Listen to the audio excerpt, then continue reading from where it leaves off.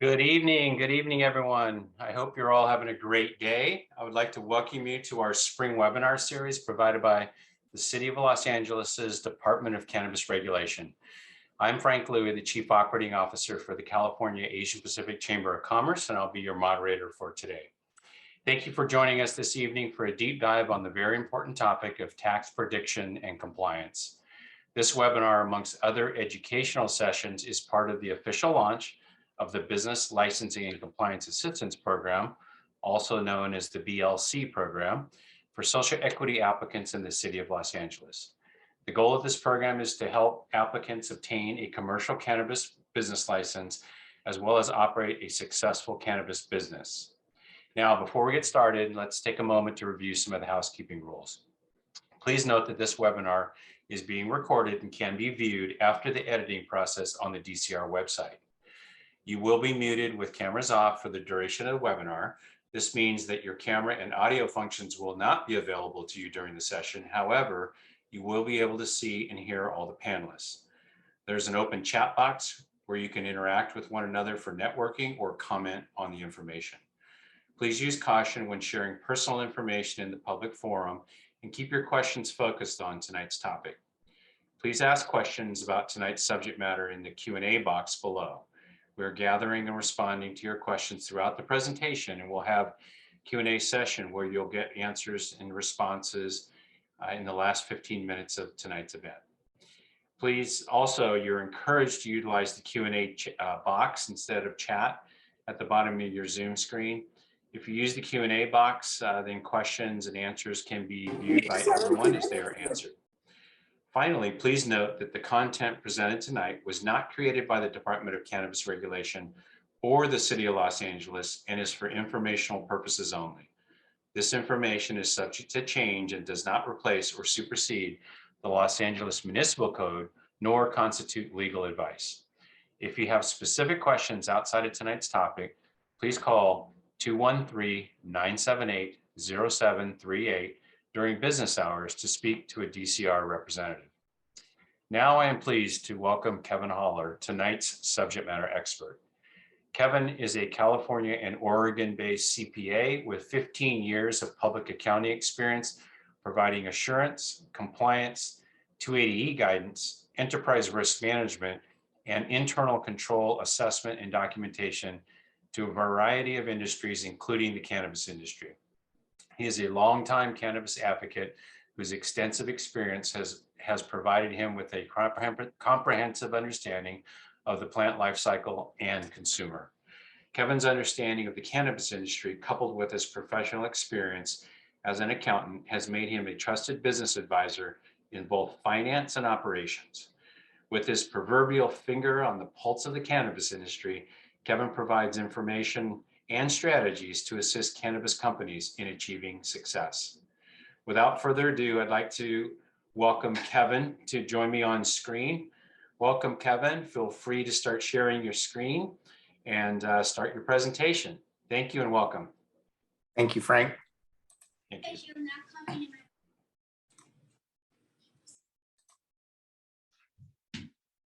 All right, everyone. Thank you so much for taking time to brush up on taxes. Good night, buddy. I love you. Sleep well. You too. See you in the morning. But what? Gotta love the Zoom environment. There you go. Yeah. Yeah, no, it's great. My dog will probably come scratching on the door any second. It just is what it is. So I'm just very grateful to be here and speak to you all. Just let it be known, I am not a tax CPA. I focus on the assurance side of things. However, one of my strong passions is in the cannabis space, and given the taxes are such a major component of cannabis, I know enough to be deadly. My firm does offer these services. So I'm here to kind of go through the various cannabis taxes that you will face as a cannabis business owner. So first off, the learning objectives. We will be doing a deep dive into the various cannabis taxes. We'll be going into the, sorry, changing my slides here, the California Department of tax and fee administration, the CDTFA, the remission responsibilities, i.e. who is the gatekeeper of the taxes and who's responsible for remitting those taxes. And then we will kind of dive into, if you're in this space, you had to have heard 280E, and we will do a little bit of a deeper dive into what that actually is. So without further ado, let's dive right in. So the various taxes you will face as an operator are listed, many of them on the CDTFA website. However, not all taxes are regulated by the CDTFA. There's a business tax, which is based on gross receipts, which is normally a local tax. And then you have state and federal income tax. But the CDTFA is a wonderful resource, and you absolutely need to get familiar with that website as it lists out a lot of the things we're going to be discussing today. So first, there's a cultivation tax. Then there's an excise tax. Then you have a sales tax, a business tax, which is local, before you get to your federal and state income taxes. So as you can see, there are many taxes along the way to produce the product, to getting the product to the end consumer, to operating your business and paying tax. So you have to be familiar with each one of these and how they affect your business so that you can manage a successful cannabis business. So we're going to dive first into the cultivation tax, which had some recent updates as of January 1st, 2022. This table depicts the kind of changes over the last few years and shows the taxes associated. And this is on a per ounce basis, or per ounce basis. So for flower, there's a $10.08 tax every ounce of flower sold. For dry leaves, it's $3 per ounce. And then you have fresh plants, which is $1.41 per ounce. So just get familiar with that. And this tax is ultimately the responsibility of the cultivator. And so first, this again shows the timing of when or the amount that represents current year taxes due. We're going to take you through a quick little example on how these are calculated. So we're going to assume a cultivator sold a distro business 5 pounds of flower and 3 pounds of trim. So we first have to convert those pounds into ounces because it's an ounce basis. So 5 pounds is 80 ounces and 3 pounds of dry flower is 48 ounces. And it's basic math at that point. The ounces times the rate, $806.40. And $144 for the trim, for a total of $950.40 that you would have to ultimately remit with the product. So the general rule is taxes follow the product. So in this slide, it depicts, when you're a cultivator and you sell it straight to the distro, you will not only transmit them that 5 pounds and 3 pounds of trim, you will also at that time submit the taxes associated with cultivation. If you were to first sell that or pass it on to a manufacturer to process, when that goes in metric from the cultivation to the manufacturer license holder, you will remit the taxes at that time to the manufacturer, and the manufacturer will hold those taxes. And then when they sell the product to distro, they will remit the processed cannabis to the distro license holder, along with the cultivation taxes that the manufacturer collected from the cultivator. And so this slide kind of just shows you, who is the gatekeeper. And again, general rule, taxes follow the product through the life cycle. And that's pretty much it with the cultivation tax. It's relatively a straightforward calculation. And the important takeaway is that, the tax follows the product. Next is excise tax, which is a little more complicated.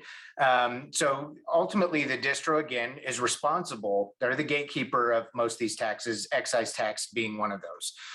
The current excise tax rate is 15%. And there's something called a markup rate, which we will get into in just a second. So ultimately, the markup rate is pretty much talking about what is the average selling price of that cannabis at the retail level to the end consumer. So the CDTFA determines the markup rate looking at historical data through the track and trace system to understand how much is retail selling this flower for, and they're ultimately estimating on average a retailer will mark up flower that they purchase from distro 80% when they're passing it on to the end consumer. Now, what's important to know here is the CDTFA is estimating this, right? Because ultimately what you're doing is you're paying the excise tax for what the ultimate end fair market value is of the product that the retailer will be selling. So you are prepaying a tax that ultimately you are going to get reimbursed when the retailer sells it to the end consumer. They should be collecting excise tax. And I'll get into a little real life scenario that we've run into time and time again. It's just very important to have good accounting to make sure you have your hands around sales versus taxes and keep those properly segregated and accounted for, because it can be a very costly mistake if you do not. And it's also important to know, given the fact that the CDTFA is estimating those tax at the time the retailer is buying it from the distro, if the retailer ends up selling the product for more than what that estimated markup is, you are ultimately responsible to remit the excess excise tax that you've collected to the distributor to submit to the CDTFA. So that's why it's very important also to make sure you are accounting for this properly. And if you don't have a good means to track that, you could easily come out of compliance, not remitting the amounts due to the CDTFA when it comes to excise tax. So here's kind of a rough calculation so that you can visualize what this would look like. So the retailer's wholesale price, let's just say, is $50. And the markup rate would just be that $50 times 80% to have another $40 to come to $90. And they're basically saying is if a retailer is buying $50 worth of product from a distribution company, they're ultimately going to sell that product to the consumer in their retail shop for $90. So the excise tax calculation here is actually 15% times that average market price. So you're not paying excise tax on what you're paying to buy the product. You're paying excise tax on what you are going to ultimately sell that product for to the end consumer. Now, when it comes to excise tax, there's also two terms you have to be familiar with. There's arm's length and there's non-arm's length transactions. And so an arm's length transaction is a sale entered into in good faith. The price reflects fair market value, and neither party is required to participate in the transaction. Non-arm's length, by definition, does not meet the definition of arm's length. Simple as that. Ultimately, non-arm's length comes into play generally when you have a related party, a vertical integrated business that produces the flower and moves it through its own supply chain. And sometimes they have different considerations. And we'll have an example of both of these situations. So first, we're going to talk through what does an arm's length transaction look like. So in this example, a distributor, you are the distributor and you are selling 1 pound of cannabis flower for $1,000 to a retailer, and you charge a $300 transportation fee. So the wholesale cost paid by the retailer to you, the distribution company, is $1,300. So that's the $1,000 of the flower plus the transportation fee to get the flower to your shop.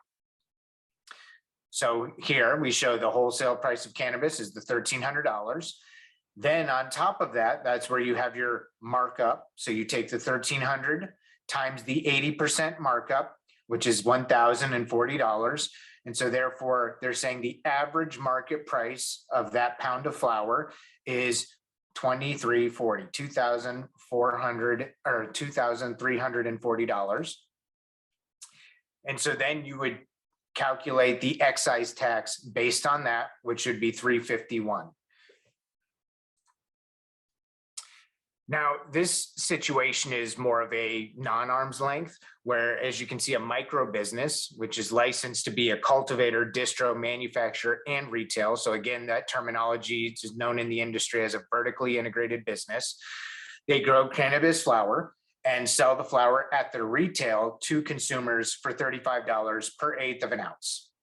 The micro business also charges a $5 delivery fee.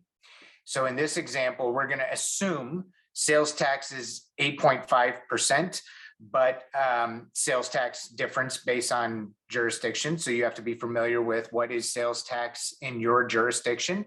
The CDTFA website does have a resource to kind of show you that, so be familiar. And it's the tax rate in effect at the time of the sale. So know that, sales tax rates can differ. It's not too frequently. So you're generally good, but you just have to make sure that you are calculating the precise amount. So in this example, we had a selling price of $35 an eighth, and then the cannabis business tax is layered on. So this is, again, a local gross receipts tax, which is kind of comes into play when ultimately calculating the excise tax. It's generally going to be typically passed on to the consumer in some way. In this example, also, we assume 10% gross receipts tax. Different jurisdictions, again, have different gross receipts tax, so you have to be familiar with what your tax rate is. And so the cannabis business tax at 10% of gross receipts is $3.50, plus a delivery fee of $5. And so now we come to an average selling price of $43.50, which is the 35/8, the $3.50 gross receipts tax, and the $5 delivery charge. Then on top of all of those, you are going to calculate your excise tax. And it's very important to understand the layers of taxes. I have also seen this not done properly. So just be sure that whatever point of sale system you're doing, and also get familiar with the CDTFA, make sure that is flowing properly, because you'll be on the hook for those taxes. So it's important to make sure that the flow and order of everything is correct. And so the excise tax based on 15% of $43.50 is $6.53. So the overall sales price before sales tax, yet another tax, is $50.03.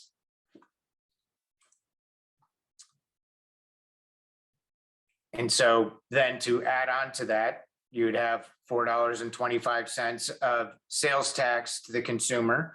So therefore, the overall selling price is $54.28. So that $35 turned into $54.28 between the delivery fee of $5 and then $14.28 of various taxes. And I just wanted to drive this point again, because I think it's very important, and many of my clients and people I've talked to were not aware of this. And this is why accounting is very important. It can easily slip through the cracks if you don't map your chart of accounts properly and capture transactions properly in your trial balance. But when a cannabis retailer collects more cannabis excise tax from its customer than the retailer paid to the distributor, the retailer is supposed to remit that excise tax in excess of what they initially paid to the distribution company. And so that's a very important piece. And again, please remember that. And that's why the accounting is incredibly important. And I'm going to get into some real life examples, because I always find some of those stories are good for everyone to kind of know and be familiar with. And again, distribution is generally the gatekeeper of all taxes. So the distribution collects and remits the excise tax, including any excess excise tax. There's a lot there. And the retailer is required to then pay that excess excise tax to the distributor. Clear as mud, right? All right. So now sales tax. This is ultimately, where the retailer is going to be responsible for remitting that on their sales tax return. And you're ultimately computing that on your selling price of cannabis plus the excise tax. So again, layering of taxes is very important. It can, be devastating to the business if you botch that. Now, the retailer has the option to collect sales tax for reimbursement from its customers, but it's not mandatory. But I will say this, if you don't have it as an itemized line item on the receipt you give to the customer, it's ultimately then baked into the sales price. And therefore, I would say that's not best practices, because now you're ultimately including a tax in your gross receipts, and you can botch your gross receipts business tax return if you include that. And overstate income, and we'll get into 280E and where you want to be smart as possible when filing. So I would say it's best practices to make sure that you are transparent in your itemized receipt that you give consumers, so that your accounting can align with the supporting documents, which will really help when you're trying to defend yourself in an IRS audit. And the probability of a cannabis business getting an IRS audit. And I generally tell people it's not a matter of if you're audited, it's when. High probability of being audited in the cannabis space. So as a cannabis distributor, again, you're responsible for transporting cannabis products between licenses. And what's important to know is if you are a retailer, you definitely want to have your reseller certificate on hand. And if you remit that and the distributor has that on file, ultimately they will not charge sales tax, because sales tax is supposed to be charged between the business and the final consumer. So if you're a retail, you definitely want to have that reseller's permit, so that the distribution company is not charging you sales tax when you're buying product to then resell. Now, it is important at your business that you have a notice posted on your premise that says all prices of taxable items include sales tax reimbursement computed to the nearest mill, so basically the nearest penny. This is if you do not present sales tax also in your receipts. You basically have to let them know that ultimately you are charging sales tax. Sales tax calculation is relatively straightforward once you've layered on the taxes that precede it properly. And so in an example, if you had a $38 worth of product selling after you've calculated and layered on all the excise tax, then it's just a straight 8.5% times 38, $3.23 for a total amount due of $41.23. So now we get into the business tax. So recap, we've covered cultivation tax, which is the responsibility of the cultivator. And then we've covered excise tax and sales tax, which are ultimately the responsibility of the consumer, because generally your business is passing it on to the consumer. However, there are prepayments, right, between the retailer and the distro. When I'm buying it, I'm prepaying those taxes. And then when I'm collecting them from the consumer, when I sell those products to the consumer, I am offsetting my prepayment with the amounts I've collected. And that's the best way to track, to ensure that you didn't, if you collected more than you should have, now all of a sudden from an accounting perspective, instead of a prepayment, I have a liability and I know how much I need to remit to that distro. That's why it's one of the reasons why it's incredibly important. I'll go into a quick example real quick too, is I've worked with clients that from an accounting perspective included in their gross receipts excise tax and sales tax. And then when you're filing your business tax, which we have a nice little scan code here that you can just quickly go check it out. When filing your business tax return, they were including these taxes in their gross receipts and resulting in them paying over $50,000 more in the year in business taxes that they shouldn't have included in gross receipts. So that's one of the reasons why it's incredibly important to make sure you have the accounting proper, because you can waste money and give away more than is necessary. And in this business, with all the taxes and regulations operating that way, your business is going to be very short-lived.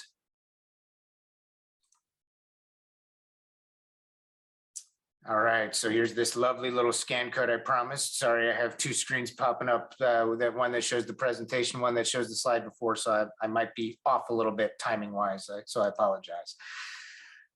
All right, now we get to the federal income tax and the dreaded IRC, Internal Revenue Code 280E. So really, if you've heard this, be familiar. Basically what it is cannabis is federally illegal. And because it's a federally illegal substance, your business does not get to take any business deductions to arrive at taxable income. And where this really came out, very interesting, is in the 80s, a cocaine dealer, to be compliant with the tax regulators, filed a tax return, went to court and was fighting it. And in the end, he lost. They wouldn't let him deduct his cell phone and all of his travel and everything. But in the end, what they deemed is, well, they would allow him to deduct the cost of the cocaine that he bought. And that's ultimately because cost of goods sold is considered a reduction in gross income and not a deduction. So again, cost of goods sold reduces your gross income to arrive at your gross profit. And that's ultimately what your federal tax is calculated on. So if you're retail, all your rent, all of your bud tenders, all people that are part of your selling and administrative costs, you have to add that back to calculate your taxable income. Now, there's IRC 471, and if you're familiar with this industry, you probably heard the term 471C. Those are two very different things, and I just want to make that clear, and we're going to talk about them a little bit. IRC 471 ultimately defines what inventory and cost of goods sold are. 471C came out of the Trump tax code changes, where ultimately they said any business that makes under 25 million in gross receipts a year doesn't have to go through the burden of tracking inventory. And if you call something, if you basically, however you present your financial statements is how you can file your tax return. So a lot of CPAs and advisors were like, oh, we got a loophole for cannabis businesses. And so they started filing tax returns for cannabis businesses, basically calling everything cost of goods sold. And because they basically had this loophole that allowed them to do it. And there were several problems with that. One is it bifurcated the industry into two buckets: businesses making over 25 million in gross receipts and businesses not. Now here, under the definition of inventory under section code 471, I won't rattle off these numbers, but these are the section codes that you would need to be familiar with or make sure your CPA is following if you want to be compliant as it pertains to filing your cannabis income tax return. Two is, the valuation of inventories, two tests. What is best practices in the trade or business? And that was right when 471C came out. I was like, it doesn't meet the definition right here, because in your trade or business, one, you are expected to track inventory through the track and trace system. And 471C was to allow businesses to not go through the burden of tracking inventory. And two, what are best practices in your industry, right? If the big players cannot deduct anything because federal law says it, then small players can't circumvent that by saying, well, this tax code allowed me to do it. And we're going to get into a Treasury report that kind of called things out, and then the IRS's final comments on it, and then things I've seen even after that.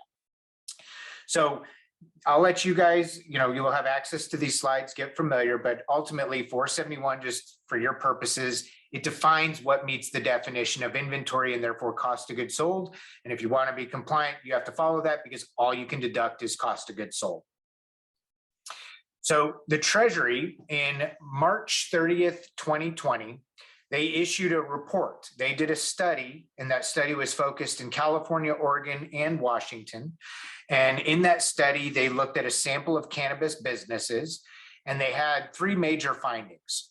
And those three major findings were businesses not following 280E, businesses using 263A instead of 471 to capitalize costs. So again, these are nerd out terms, so I do apologize. I know I'm getting technical here, but 263A ultimately allows for overhead allocations going up into inventory. 471 does not really. And the timing of when 280E came in 471 and 263A it all pointed to 471 is what you have to ultimately follow. So businesses were not following 280E. They were missing the boat on what they were classifying as inventory in cost of goods sold by not following the right definition. And then the third culprit is businesses were accelerating depreciation, and that is not permitted in cannabis. So in general businesses, you can 179 or bonus depreciation assets you buy and take all the depreciation today. Cannabis, you are not. You have to follow standard tax rules and not accelerate their depreciation. So what the Treasury report and ultimately what 471 does is it puts cannabis businesses or any business into two buckets. You're either a producer of inventory or you are a reseller of inventory. So producer is your cultivator and manufacturer, and 471 has sections that define what meets the definition of cost of goods sold for producers. Resellers, your distro, your retail, and your delivery, they have a different definition of what is inventory. So for the resellers, first off, it is the cost, or the resellers, it's the cost of cannabis purchased, transportation costs to get the cannabis to you, and I would say the local business tax. There's very few things. I mean, if you justify it and document it, you can get away with some other potential allocations, but really what meets the definition of inventory is it has to be incident to and necessary for the inventory. And so I see a lot of creative ways where people are trying to push the envelope a little bit there because again, the tax code is incredibly punitive and harsh. And so they're trying to get every little bit they can out of it. To that, I would just say be very careful because the definition is pretty clean. If you are going to push it a little bit, be sure you justify it and tie it into the regulations and make an argument for it and document, because when you're audited, the more documentation and justification you have for things, the better chance you will get in getting that allowed. If you don't have that documentation, you know, it's going to be very hard for you to argue that it meets that definition. And this is why it is much harder for resellers, retail, right? Because California rent's expensive, labor's expensive. And if ultimately you have to add all that back to arrive at your taxable income, that's why, you know, the NCIA has done studies on it and white papers, and they say a retail has an effective tax rate of 70–80%. And that's just the income tax. That's not none of these other taxes I was talking about beforehand. Now, if you're a producer, you have a lot more wiggle room, because what is a producer, right? If I'm an indoor cultivator now, a big chunk of my rent is going towards the production of inventory. My utilities is going towards it. I have direct labor and supply costs, all my, you know, soil, my rock wool, whatever, your mylar, everything that you set up your room with, all those costs are inventoriable costs. And then you have indirect costs, certain repairs and maintenance, changing of light bulbs, allocation of rent and utilities, some quality control internally to make sure. So you have a lot more cost that you can allocate. And what's important for producers is to really document your allocations and tie them back to the code so that you can really support and justify what you are allocating there. So again, I want to reiterate, business deductions are not allowed to arrive at taxable income. Now, when you file your tax return, California does not conform with 280E. So California allows you to deduct those costs when arriving at your state taxes, state income taxes. But this is all federal because we are talking something federally illegal. So with business deductions not being allowed, what is that? Well, that's your marketing, your advertising, your selling, your distribution costs. I would say security. I know people will say storage belongs in inventory. You can try to make that argument, but ultimately you buy product to sell it. The storage isn't enhancing that product in any way. It's just a place where it's parked. And if you're in the business of selling product, that storage is necessary for you to operate your business. It doesn't mean it's inventory. So none of these are allowed. Now, if you are a business owner, and this is where people got creative, right? People started then creating entities to offload costs. If you are an owner in a cannabis business and then you're like, oh, over here, I'm going to set up my brand. Well, guess what? The second you own and you're in a plant touching business, if you start an entity, a brand over here, and you say, oh, that's not subject to 280, it's not touching a plant, but you have a related party that does, the IRS would just look at it and say, all you did was offload your cost to another business, therefore that business is also subject to 280E. So it's best not to waste your money on administrative fees, legal fees, and the overall accounting necessary to try to circumvent 280E. Your best bet to address 280E is to be very smart in your purchases, capturing accurate and timely data so you can make decisions. And if you're retail, it's a turnover game. You got to get a lot of business and you got to turn it over, and you can't have your money sitting in inventory that's not moving. So understand what's selling in your geographic location is incredibly important. And just, dialing in your operations to be as efficient as possible. So other costs, interest expense is not research and development, not depreciation in excess of financial reporting, not income taxes. None of those are deductions. This little table here that you see embedded in this, it kind of just gives a list of, and there's multiple columns. These are your direct costs right here that would be allowed. Here's some of your indirects that could. Here's some more indirects that could, and it's tying to those codes that basically say it meets the definition. And this got cut off by these beautiful slides, but this column is your absolutely not deductible column. So again, pension costs, employee benefits, all those things, if they're related to selling and administrative, again, not business deductions. Officer salary, if he's not hands-on with the cultivation or production, again, is not a business deduction. So I'm going to give you some real life stories that I've come across, because I think these are very important to paint some pictures of, the industry in which you're choosing to get into and operate. We do due diligence for clients. And one of the main things they have us look at is uncertain tax positions. Where did people go aggressive from a taxing perspective?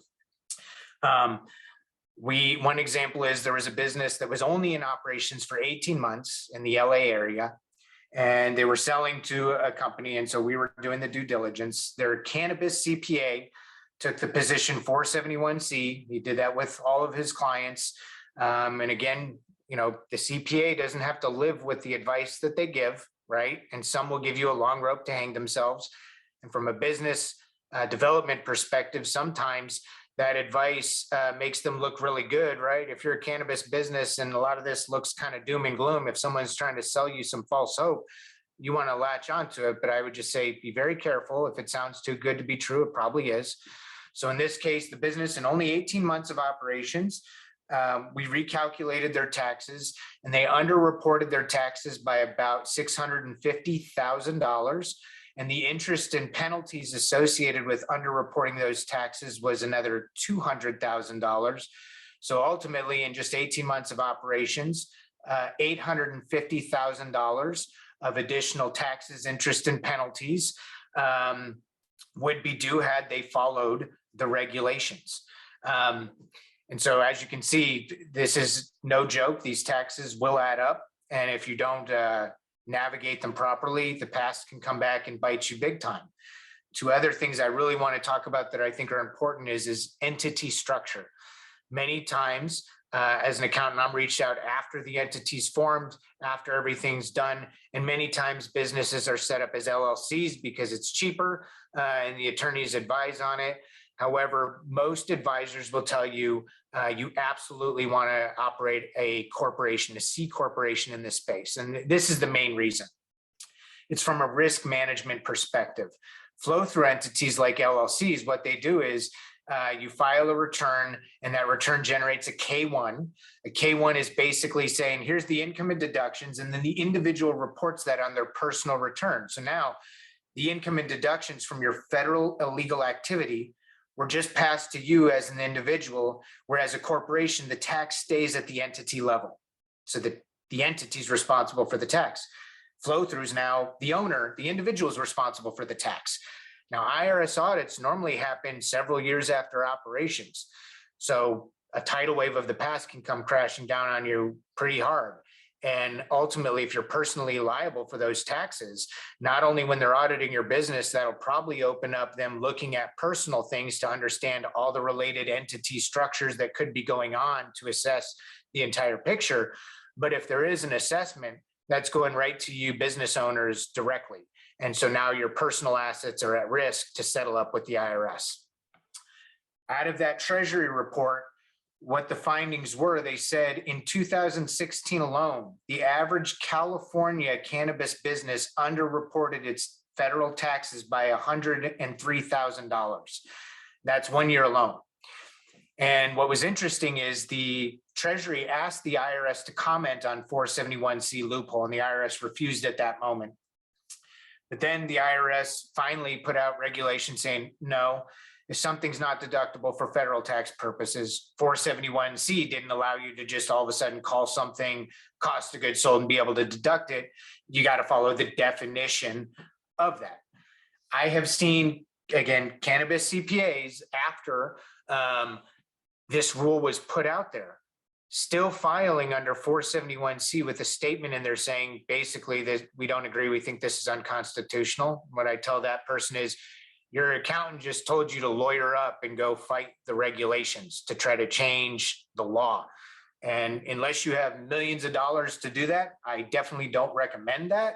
So if you're in this space, you got to play the game, right? You got to follow the rules of the game if you want a successful, thriving business. Otherwise, your world can come crashing down. And for all those businesses that did take 471C in the past, basically what they have to do now is, if cannabis isn't legalized in the next 7, 8, what month is it? By the end of this year, if cannabis isn't legalized by the end of this year, you have to file a 2022 tax return with a form 8275R that basically says, I didn't follow the regulations. It's going to immediately trigger an IRS audit and you will lose that audit. So very important recap. Entity structure, be a C corporation from a risk management perspective. It's not about saving tax dollars, it's about managing your risk. Even though right now corporate rates are like 22%, whereas the upper individual rate could be like 39%. So it can also be less tax for you, but from a risk management perspective, absolutely. 471C is not a loophole. Do not follow it. Work with people that are, in this space, that understand this space. And if you're not well capitalized, it's best to just not get in this industry. Literally, it takes millions of dollars to launch a retail, and it takes tens of millions of dollars for a cultivation if you're talking about an indoor cultivation, because California is very costly and expensive.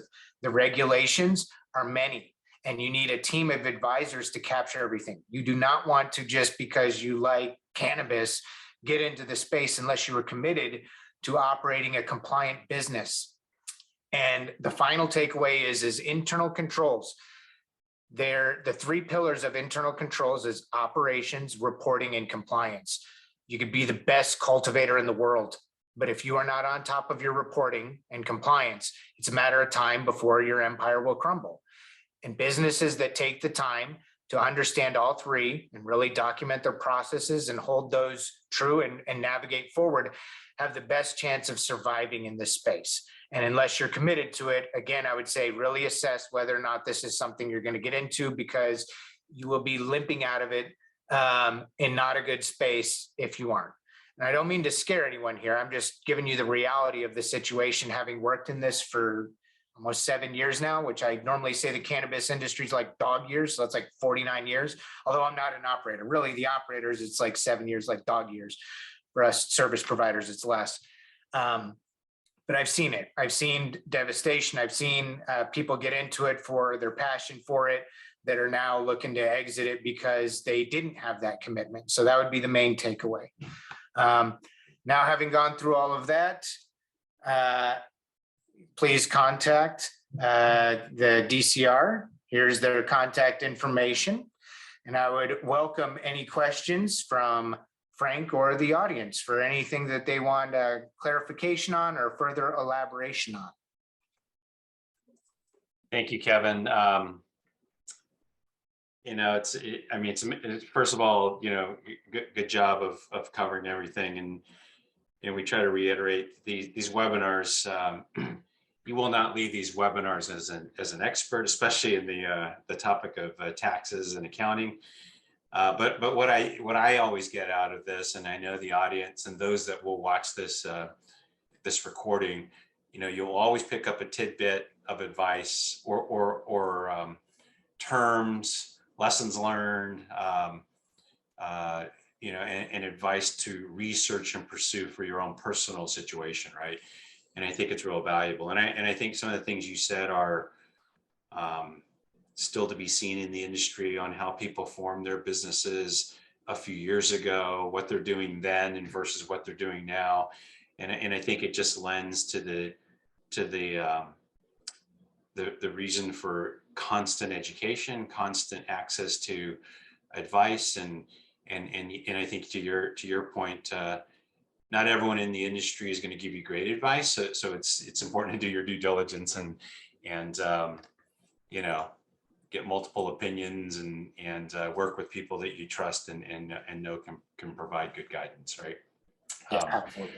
But a couple questions. I mean, I think it was great, and let's try to kind of unpack a little bit of this kind of in the Q&A section here. So I mean, there's a lot there. I think most people are going to have a professional service provider, as their pathway. But what best practices should you implement as an operator to have the greatest success when it comes to navigating the various taxes? I mean, maybe just kind of share some best practice, because there's a lot of ways you could get tangled up, right? Absolutely, and we've touched on a few of those, and these aren't in any particular order, but I'd say one of the top ones is being well capitalized. I see it time and time again, businesses that do not have the funds and therefore cut corners when it comes to accounting, are not staying on top of their records. And therefore then it's like, I need a tax return, and there's so much cleanup that needs to go to file a compliant tax return. And I've seen people that get their family member who has some accounting experience doing their books. I mean, you just got to have the money to really get good resources to help you, and you got to stay on top of the numbers, because gross receipts taxes are due every month. You have all kinds of things that the numbers drive how much you have to pay. And if you don't know what those numbers are, you're flying blind in terms of managing your business, and you're pretty much not in compliance and just putting out fires and trying to scramble. So be well capitalized. You have to understand the taxes. And I would say you'd want to build a schedule of when they're due so that you have your hands around everything. Too many times I see businesses not documenting stuff. And this is even very large businesses that are well capitalized that don't have SOPs, don't have things documented. You got to document things to get your hands around it. Too many times I see a few people that are so instrumental and they know everything, but if something happens to a person, these businesses would literally crumble. You got to develop that foundation of success, internal controls, enterprise risk management, understand the risks of operating a cannabis business, and then start plugging those risks with, processes and different things so that you feel good, that you're navigating them properly. And you just got to stay on top of your financial data. The finances, but both financial and non-financial data is critical in cannabis. It should drive decisions. You need to forecast your operation so you understand what's coming down the pipeline.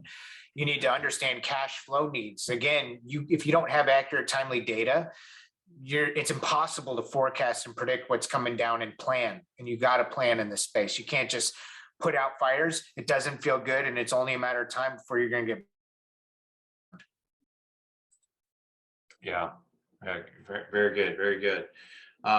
This is a good question that Bobby sent in a question. And I know this has come up before, but will B2B non-plant touching services be considered as a cannabis operation with the IRS, receiving payment from a federally illegal business? So non-plant touching service provider versus plant touching, right? Yeah. So right now we're all blazing the trails, right? There's Yeah. so many things where it's very much uncertain. They have those professional employee organizations where they house your employees that cannabis businesses are using. And I'm like, are you trafficking the federal legal substance? These employees are under your EIN. So it's much of a gray area. When COVID hit and the SBA was giving out money, money was not allowed to be given to cannabis businesses or ancillary service providers, which I found was kind of hypocritical and ironic because a lot of the money they were giving was money that the regulators collected from cannabis businesses. And so it was, and the federal government is the largest ancillary, one receiving benefit from cannabis businesses. So I would say that it just depends on the nature of what those transactions are. I mean, ultimately, what's kind of funny is the IRS and the government looks to CPAs and like, we need you to help this space. So I'd like to hope that with our helping that they don't come back and bite us. But again, it's so new to everyone. And we are talking about something federally illegal. That's why most of my approach is being very conservative and very much looking at risk. So I can't say exactly whether you would be safe or not. It would just really depend on the situation of how instrumental are you to their operations and how involved are you. And it just kind of depends whether or not someone can conclude that you as a business supporting this are complicit with trafficking a federally legal substance. So we haven't seen that. It's almost like regulators and the IRS is learning, right? They kind of want to help, but they also, it's kind of one of those things we're all learning. So I think if the best thing is just present your case, right? Everything's about documenting and why are we doing what we're doing? And I would say if you're a business serving this, it's best to, have that documentation as to why you would come to the conclusion that you are not trafficking a federal legal substance. Cause it's like, I'm not plant touching, but I do go do inventory observations and I'm thumbing through the product and I'm physically touching it at that point, and I'm in their business and I'm collecting money from someone trafficking a federal illegal substance. So I'd say if you were following the true definition, anyone receiving $1 from someone trafficking a federal illegal substance is part of it, but I don't think they're going to get that crazy. Yeah, no, I recognize that. And a lot of things are subject to interpretation, right? I know there's some banks that have banked service providers and others that won't, but it's all interpretation, right? It's not, I mean, they could be the exact same type of business. Right? Well, it's funny how the banks will touch the parent company, the top company that all this illegal activity flows into, and they'll somehow justify, well, they're not plant touching. And it's like just all their money that supports their operations comes from it. So that's what I mean by everyone's turning a blind eye to it, in some way. But again, the biggest target is direct operators, and not all IRS agents will come to the same conclusions. So you got to, again, documentation is the best medicine. Yeah, and I think you said something that resonates to me both personally or in any business type. You get advice and you take some risks, right? What you feel like you can write off or not write off, or is that a valid deduction or not? And those are just things that you go through even outside of the cannabis industry. So it's now just magnified more, and you still are going to make some decisions and take some risk, just like participating in the space. So this is another good question that kind of dovetails from Mariah. What can you pay through a management company or a standard bank account versus a cannabis bank? I mean, it's kind of an interesting question, right? Like kind of getting at what we were just talking about. Yeah, I'll give like my opinion. Again, this is just what I kind of feel like, just be careful when you structure a management company situation. Again, I always say the whole like KISS, keep it simple, stupid, right? Early on, a lot of the complex structures were to offload costs to circumvent 280E. If your whole point in having a management company is to offload certain costs that would not be deductible, don't do it. But if your management company is a corporation, you have all these LLCs flowing up, and it's truly a management company offering whatever, you just have to make sure you've documented properly all of the transactions going through and know that that company is subject to 280E as well, usually being part of it. And so I would say there's times when a management company is necessary for managing risk, and other times it's just more costs that doesn't get you where you want to go if you're trying to circumvent. Now, when it comes to banking, anyone in cannabis, I always tell them it's like, get a bank account. You got to pay to play, because in the end, I've heard so many people complain about how expensive cannabis banking is, but it's like, one, you don't lie to the bank and not be transparent with them, because I know many people right now where the bank shut down their account. I've seen some instances where the bank held $2 million for a long time and they had to fight to get it back. I've seen times where the bank gives them it back, but then won't give them access to that historical data. And if you didn't account for it, now you have accounting records that you can't verify and document. And you will pay more money securing, managing, dealing with cash than you will to pay a bank to deal with it. So it's just, it's the game you're playing. You got to pay to play, right? And so you got to be transparent. Now, if the management company is getting certain things, I would say, again, you don't want any product money going directly through that. So it's kind of just tricky in terms of how are they moving money from the cannabis operating businesses up. Generally, the very big complex structures, they have banking relationships, and banks are very glad to work with them because they're paying those banks a tremendous amount of money to work with them. Yeah. And as I think, as most of us know, there is limited banking, but there are some banks and credit unions that are banking the space. And I would advise and recommend that everyone pursue and research those so that, you're at least that you're more compliant than you are in a non-cannabis bank, right? Because I think it's just a matter of if and when you're going to get, your account might get shut down, right? It's funny. I always say banking's kind of like Fight Club. Most of these big banks are in this space. They just don't talk about it. Right. If you're a big operator with hundreds of millions of dollars flowing through you, you betcha that those big banks are working with them. They just don't talk about it. Yeah. So I would say for small businesses, you definitely want to go to credit unions. There are several credit unions that do it, but you definitely be transparent with them, pay to get it. And that's the best thing. And a lot of times at retail, point of sales and certain operators you work with will connect you with it. So if you have good service provider network, a lot of times you can get hooked up with banking relationships that way. Same through HR payroll companies, because they don't want to deal with cash. They'll connect you with a banking relationship. Yeah, exactly. I know I worked with several of them and have been pleased with their support for the industry. This is kind of I don't know, maybe a loaded question, but the taxes are complex. I didn't realize I'd say the extent of the cumulative tax structure, or kind of like the stacking of prices, and then you pay tax on that. But, can businesses be successful under this complex tax structure? I mean, and/or what do you need to do to be successful in this complex tax structure, right? Yeah. And again, it comes back to being well capitalized. I mean, you have to have money, and most big businesses, everyone's hedging their bet in terms of when is it going to be rescheduled, right? And so they're really building up their portfolio of licenses and holdings in their business and weathering the storm until it changes. So I would say you got to have the right money up front. You have to surround yourself with good service providers right out the gates. Again, the 3 pillars: operations, reporting, and compliance. All 3 of those need to be a top priority to a business. Not one of them can be neglected. You need to have someone that helps you manage your compliance, and compliance is across the board, right? Part of it is through, the seed to sale track and trace. Some of it's through state and local regulations.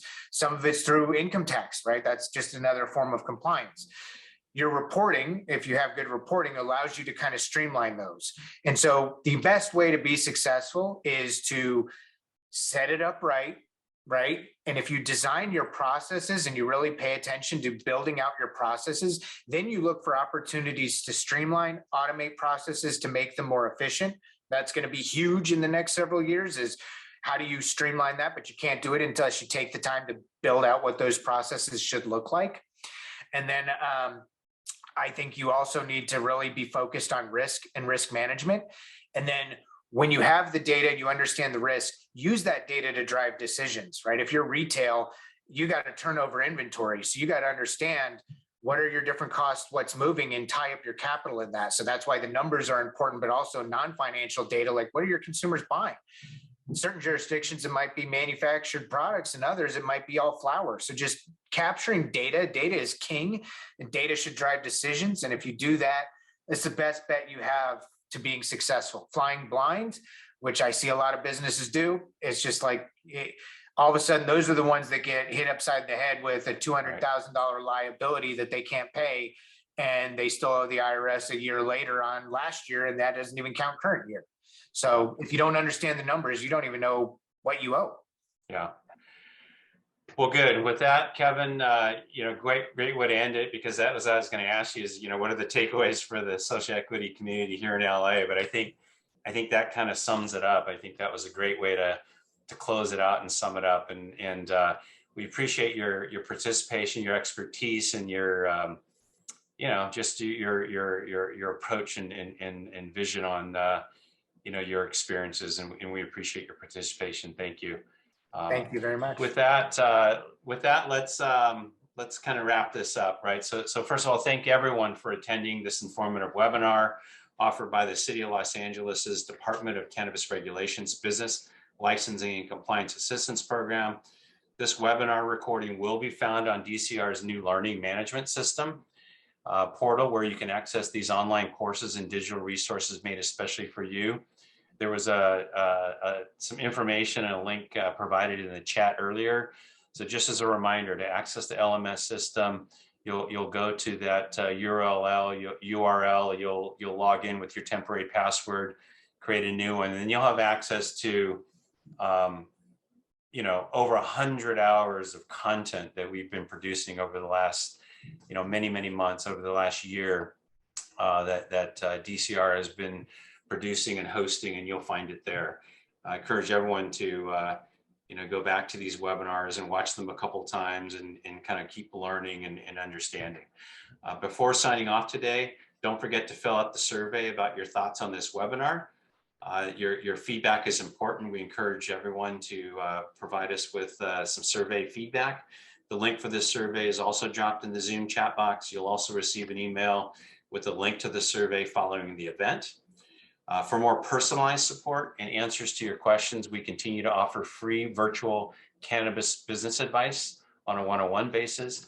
These sessions are on Zoom on Fridays from 12 to 5 through April 29th. The next session is tomorrow, so please sign up.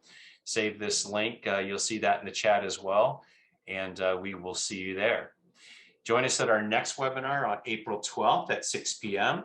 on advanced security with Christopher Eggers from CC Security Solutions.